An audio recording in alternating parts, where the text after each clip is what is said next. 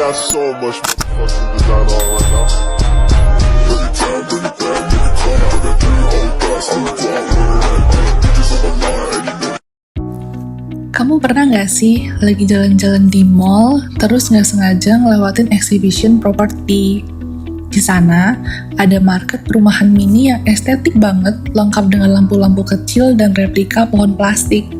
Terus, mas-mas atau mbak-mbak salesnya dengan senyum super ramah ngasih kamu selembar brosur glossy berwarna cerah. Pas kamu buka brosurnya, tulisan pertamanya gede banget. Hunian modern minimalis ala Skandinavia. Harga mulai 500 jutaan saja. Cicilan ringan, cuma 3 juta per bulan. Di detik itu, kamu langsung refleks ngitung di dalam kepala. Gaji gue cuma 5 juta sampai 6 juta. Kalau dipotong cicilan 3 juta, berarti sisa 2 juta atau 3 juta lagi buat makan sama transport. Kayaknya ngepas banget. Begitu kamu baca tulisan kecil di halaman paling belakang brosur itu, atau pas kamu iseng nanya detailnya ke pihak sales, senyum kamu langsung lenyap. Ternyata, harga 500 juta itu belum termasuk down payment atau DP, dan juga belum termasuk pajak BPHTB, belum termasuk biaya notaris, biaya akad kredit di bank, dan lokasinya. Ternyata jauh mampus di ujung peta yang kalau kamu mau berangkat kerja ke pusat kota, kamu harus pamitan sama keluarga dari subuh. Yang paling bikin gemes adalah kalau kita buka media sosial atau baca artikel berita finansial. Sering banget ada pengamat ekonomi atau generasi senior yang dengan gampangnya menceramahi kita lewat jargon. Anak muda zaman sekarang tuh nggak bisa beli rumah gara-gara kebanyakan jajan kopi susu 30 ribuan, kebanyakan flexing, dan hobi beli avocado toast. Sumpah, tiap kali baca kalimat kayak gitu, rasanya aku pengen elus dada sambil geleng-geleng kepala.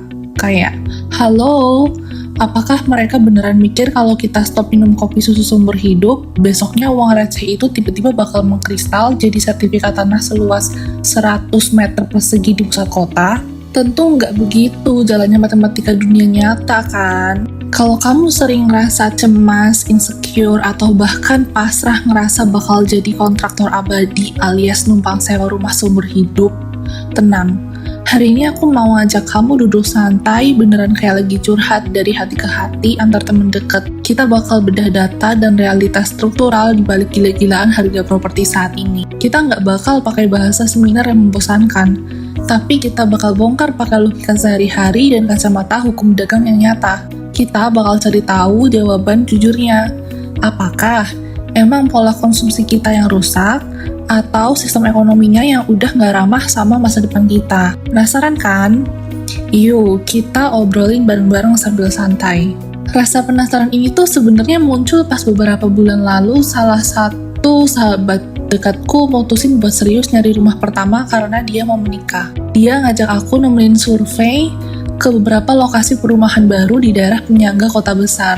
Karena dasarnya aku ini tipe orang yang kalau melihat fenomena sosial, bawaannya tuh pengen ngulik data, isi kepalaku langsung bekerja dengan mode analisis penuh. Kami datang ke sebuah proyek perumahan yang di iklannya dibilang hanya 15 menit ke pusat kota. Pas kami coba jalanin rutenya sendiri pakai motor, asli 15 menit itu mungkin kalau kita berangkatnya naik helikopter tempur, atau pas kondisi jalannya kosong, melompong pas malam takbiran. Realitasnya, kami butuh waktu 1 jam lebih, melewati jalanan rusak, macet, dan kanan kirinya masih berupa rawa-rawa sepi. Bangunannya tipe 36 dengan luas tanah yang pas-pasan banget. Kalau kamu parkir mobil Avanza 1, pintu pagarnya udah nggak bisa ditutup lagi. Pas pulang dari survei itu, temenku mukanya langsung lesu banget sepanjang jalan. Dia curhat, aku kayaknya udah kerja lembur bagai kuda selama 5 tahun, nabung setengah mati sampai jarang nongkrong, tapi kenapa rumah yang bisa aku jangkau cuma dapet yang kayak gini ya? Melihat temanku kena mental, aku nggak bisa tinggal diam. Aku mutusin buat ngelakuin investigasi data mandiri di laptopku. Aku bongkar data indeks harga properti residensial dari Bank Indonesia. Aku download laporan rata-rata kenaikan upah minimum dari Kementerian Ketenagakerjaan selama 10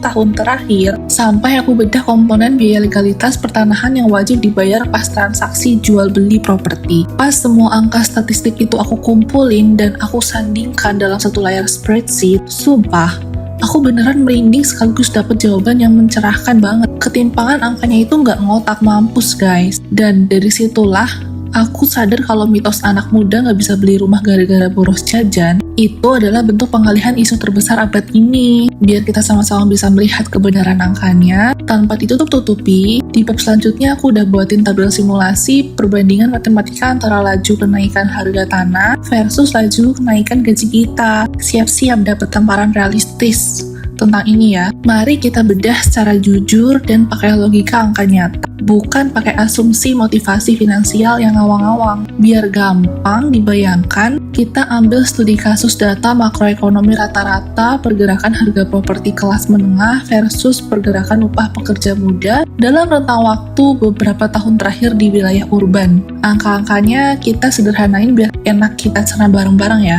Coba kamu perhatiin baik-baik kontras antara baris pertama dan baris kedua di tabel tadi. Kenaikan harga rumah itu 10-15%, sedangkan kenaikan gaji cuma 3-5%. Secara hukum matematika dasar aja, ini udah konfirmasi kalau jarak antara daya beli kita dengan harga properti itu bakal makin melebar setiap tahunnya. Mari kita hitung pakai analogi kopi susu yang sering dituduhkan ke kita. Katakanlah, harga segelas kopi susu itu Rp30.000.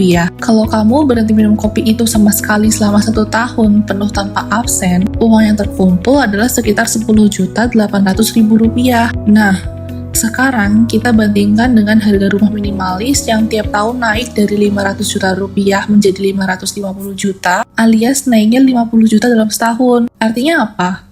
Uang hasil puasa kopi kamu selama setahun penuh itu bahkan nggak sanggup buat bayar 1/5 dari kenaikan harga rumah yang terjadi di tahun yang sama. Tragis banget kan? Kamu udah mengorbankan kebahagiaan kecil kamu, tapi tetap aja ketinggalan kereta oleh harga pasar. Belum lagi kalau kita bahas soal biaya siluman legalitas awal yang ada di tabel. Banyak anak muda yang mengira kalau beli rumah itu modalnya cuma nyiapin duit buat DP atau down payment doang. Padahal, pas kamu tanda tangan akad, kamu wajib melunasi biaya pajak pembeli atau BPHTB sebesar 5% setelah dikurangi nilai tidak kena pajak.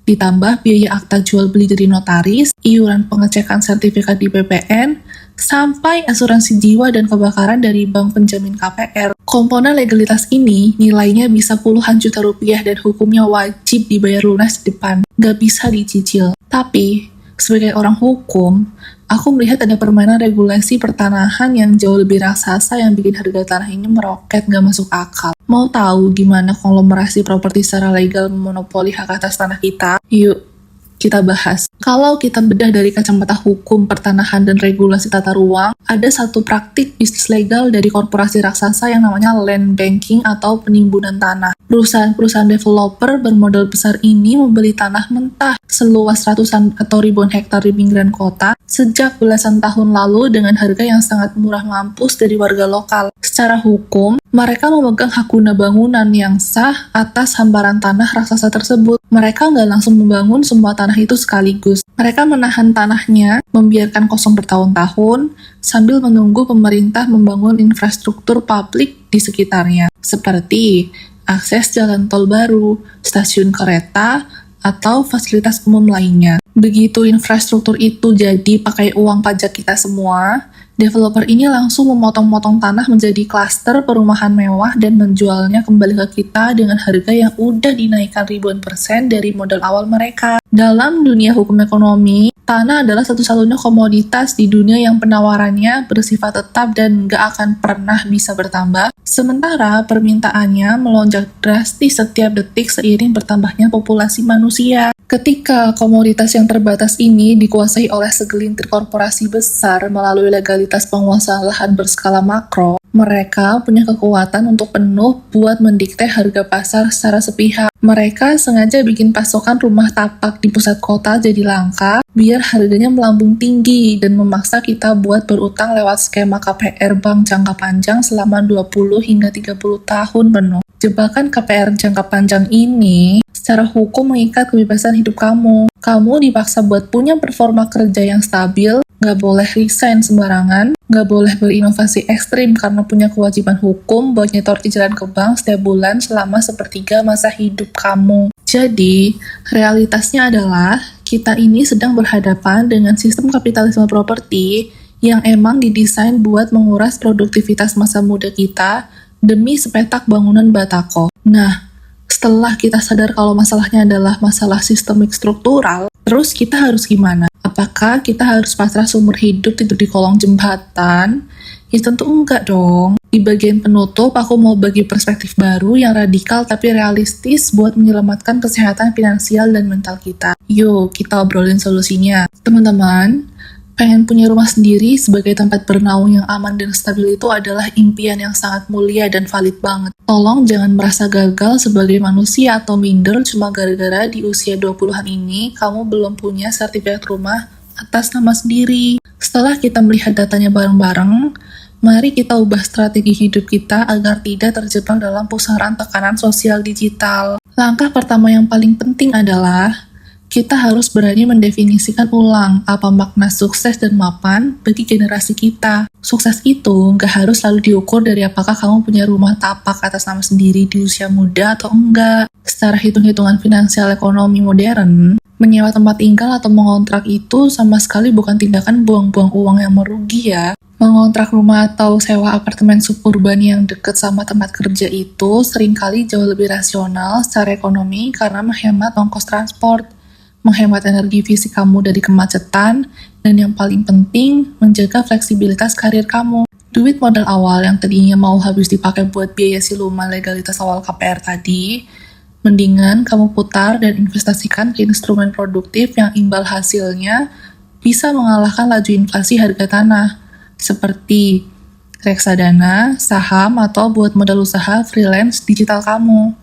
Jangan pernah memaksakan diri mengambil cicilan KPR 30 tahun yang memakan lebih dari 30% pendapatan kamu cuma demi gengsi sosial atau biar nggak dijudge sama keluarga besar pas momen lebaran. Kebahagiaan dan ketenangan jiwa kamu di hari tua itu nggak ditentukan oleh jenis dinding rumah kamu hari ini, tapi dari seberapa merdekanya pikiran kamu dari jeratan utang jangka panjang yang mencekik leher. Nah, sekarang giliran aku yang pengen denger sharing dari kamu. Menurut pandangan kamu sendiri, apakah kamu tipe orang yang tetap kekeh harus punya rumah tapak sendiri bagaimanapun caranya meskipun lokasinya jauh banget di ujung dunia? Atau kamu udah mulai berdamai dan milih buat ngontrak seumur hidup demi kenyamanan mobilitas kerja? Pernah gak sih kamu dapat tekanan atau sindiran dari orang sekitar gara-gara belum beli properti di usia sekarang? Ayo, ceritakan semua keluh kesah, opini, dan rencana taktis keuangan kamu di kolom komentar di bawah. Kita jadikan ruang komentar ini sebagai wadah diskusi santai yang hangat tempat kita saling menguatkan sebagai sesama pejuang masa depan tanpa perlu merasa tersingkir oleh standar kuno. Terima kasih banyak udah mau nemenin aku sharing santai dan membedah data hari ini. Amankan kesehatan mental sekaligus isi dompet kamu. Dan sampai ketemu di obrolan hangat berikutnya. Dadah!